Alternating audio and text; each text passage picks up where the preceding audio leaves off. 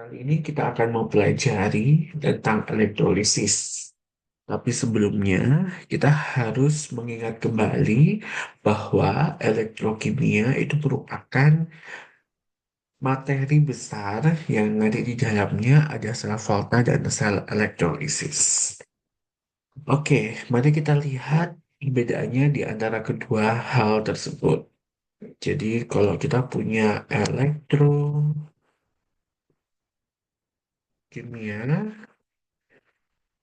kita bagi dua, yaitu ada sel volta, ada juga sel elektrolisis. Nah, perbedaan yang pertama untuk sel volta dan sel elektrolisis yaitu bahwa sel volta itu memanfaatkan reaksi kimia untuk menghasilkan listrik, sedangkan untuk sel elektrolisis itu memanfaatkan energi listrik untuk menghasilkan berbagai macam reaksi kimia. Yang kedua, yaitu kutub-kutubnya. Kalau sel volta itu kita menggunakan KPAN, sedangkan untuk elektrolisis yaitu KNP. Apa itu KPAN? Yaitu katoda positif, anoda dia negatif, sedangkan KNAP yaitu katoda negatif, sedangkan anoda dia positif. Oke. Di antara perbedaan-perbedaan ini ada satu yang hal disepakati, yaitu adalah tentang elektroda. Jadi elektrodanya tetap menggunakan KRAO, yaitu katoda tempatnya reduksi, sedangkan anoda ya tempatnya oksidasi.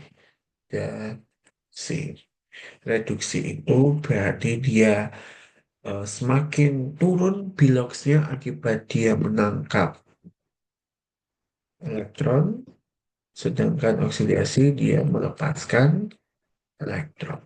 Gitu ya.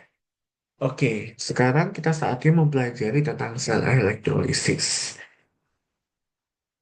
Jadi yang pertama adalah kita mempelajari reaksi-reaksi yang terjadi di katoda atau reaksi tersebut kita sebut sebagai reaksi reduksi terhadap kation. Ion-ion logam alkali, alkali tanah, aluminium, dan ion-ion logam yang memiliki N0 lebih kecil dari 0,83 volt tidak direduksi dari larut. Zat yang direduksi adalah pelarutnya dan terbentuklah gas hidrogen. Jadi 2H2O ditambah 2 elektron menjadi 2O H- ditambah gas hidrogen. Ion-ion logam yang memiliki N0 lebih besar dari minus 0,83 volt direduksi menjadi logam yang diendapkan pada permukaan katoda. Jadi misalkan Cu, gitu ya, Ag, itu merupakan contoh dari yang lebih besar dari minus 0,83. Sehingga contohnya di sini garis besarnya adalah Ln plus ditambah N elektron menjadi Ls. Tadi kalau Cu12 ditambah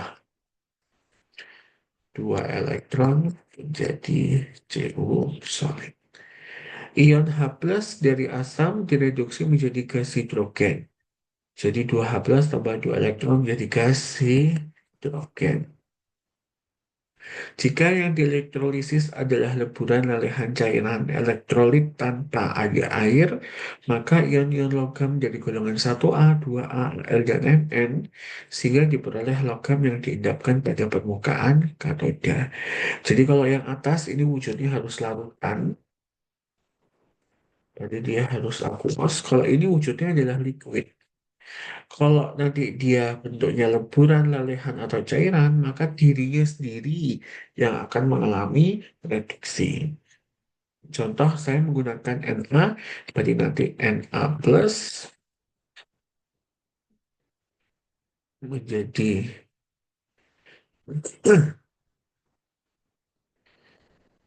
logam Na solid. Ini ya, ini leburan L, bukan aquos. Oke. Berikutnya adalah anion, reaksi yang terjadi di anoda. Untuk reaksi nomor satu, 2, dan 3 merupakan reaksi yang terjadi pada pemakaian elektroda inert. Inert tuh artinya tidak bereaksi. Ya, CPTO. Ion-ion yang mengandung atom dan dengan bilangan oksida maksimum, misalnya SO42- dan NO3- tidak dapat dioksidasi. Zat yang dioreaksi adalah pelarut air yang terbentuklah gas oksigen.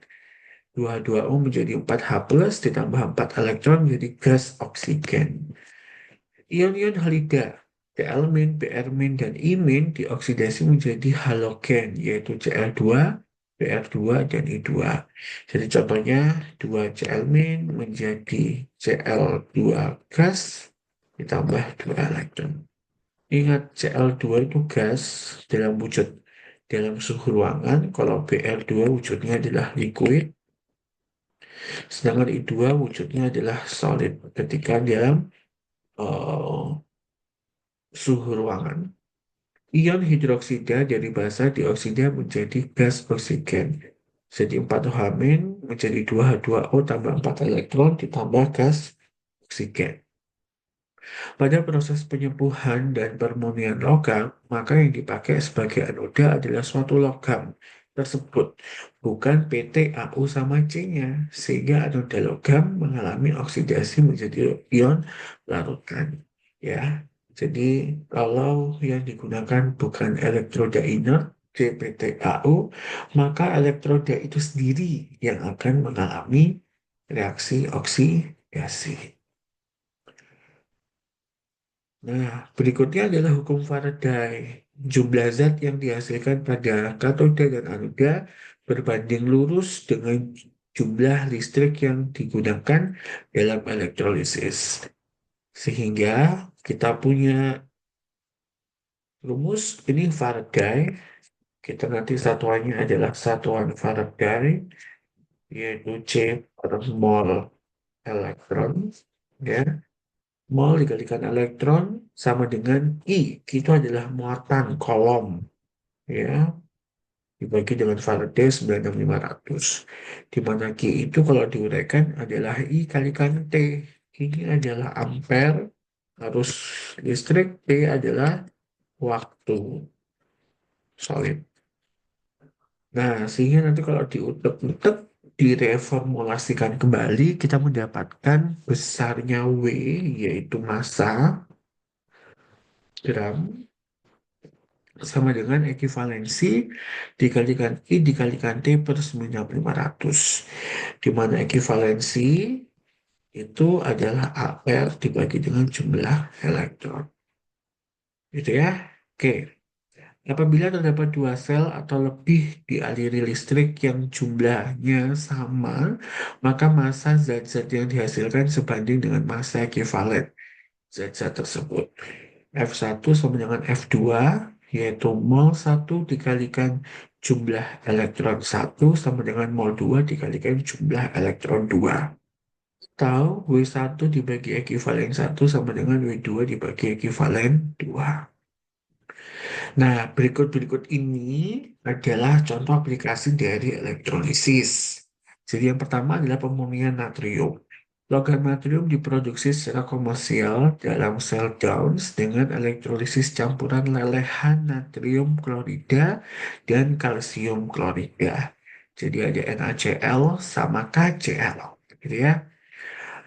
Dengan adanya CaCl2 maksud saya. Dengan penambahan CaCl2 memungkinkan sel tersebut untuk dioperasikan pada suhu yang lebih rendah karena titik leleh campuran NaCl dan CaCl2 sekitar 580 derajat Celcius itu jauh di bawah NaCl murni yaitu 801 derajat Celcius. Jadi kalau mendapatkan natrium klorida yaitu NaCl liquid maka kan Na plus ditambah dengan Cl min. Ya, berarti nanti yang di katoda negatif siapa, yang di anoda negatif yang positif. Oke, yang di katoda berarti kationnya Na plus. Kita lihat Na plus itu karena dia liquid, maka nanti jadinya Na plus liquid ditambah satu elektron menjadi solid natrium, sedangkan anodanya jadi 2 Cl min menjadi Cl2 plus 2 elektron. Ini gas, gitu ya, sama. Oke. Gas klor dan NaOH diproduksi dalam skala industri dengan elektrolisis larutan NaCl. Nah, ini larutan. Kalau tadi, kalau tadi adalah lelehan, beda.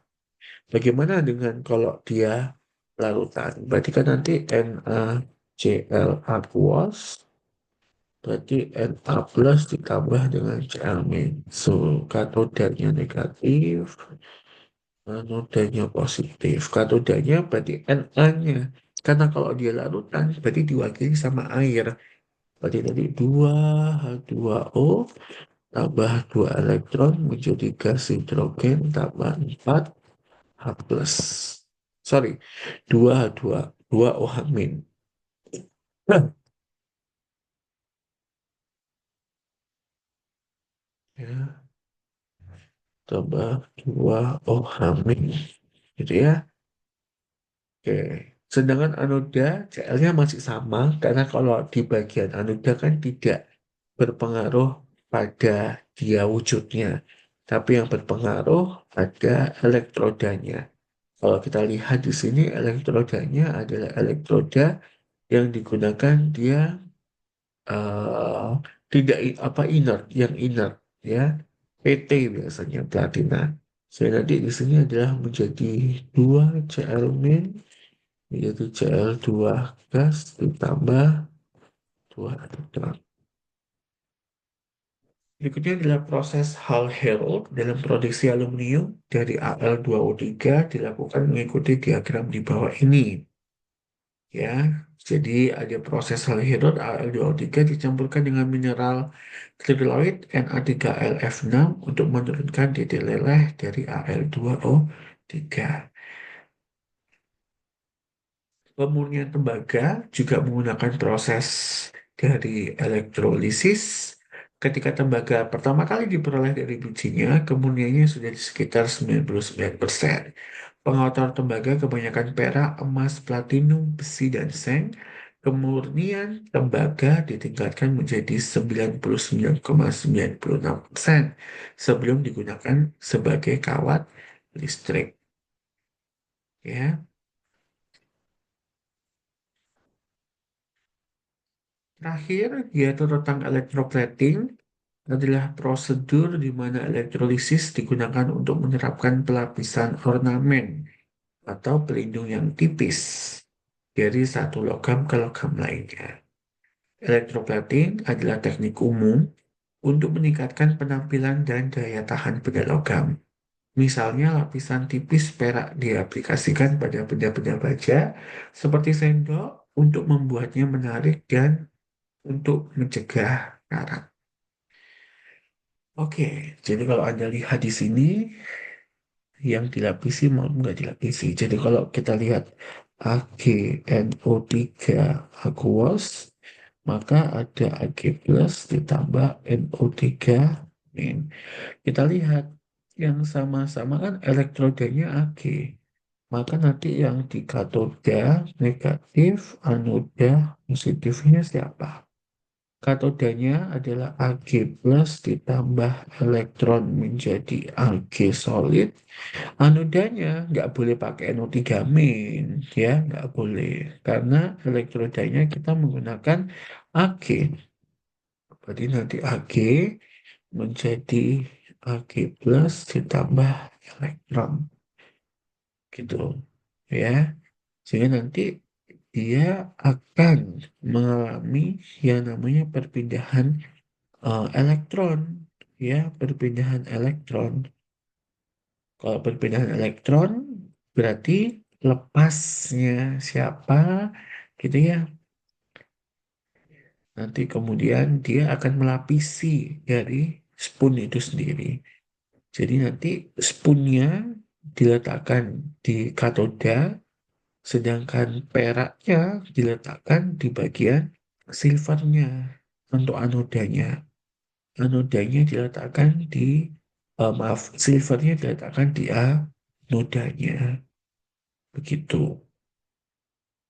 Karena kan basicnya dia Ag plus, basicnya dia Ag solid kan. Ag solid, kemudian dilepaskan elektronnya, ya kan? Posisi di sini itu menandakan elektronnya dilepaskan. Dilepaskan, kemudian elektronnya ditangkap di katodanya, toh. Nah, berarti spoonnya nanti akan menangkap elektron-elektron perak yang nanti akan menempel di bagian spoonnya. Nanti spoonnya akan menebal begitu. Sedangkan nanti peraknya akan mengikis gitu. Ya, itu adalah contoh dari electroplating itu sendiri. Baik, sekian dari materi kedua tentang elektrokimia, yaitu elektrolisis dan aplikasi-aplikasinya. Saya akhiri, terima kasih semuanya. Wassalamualaikum warahmatullahi wabarakatuh.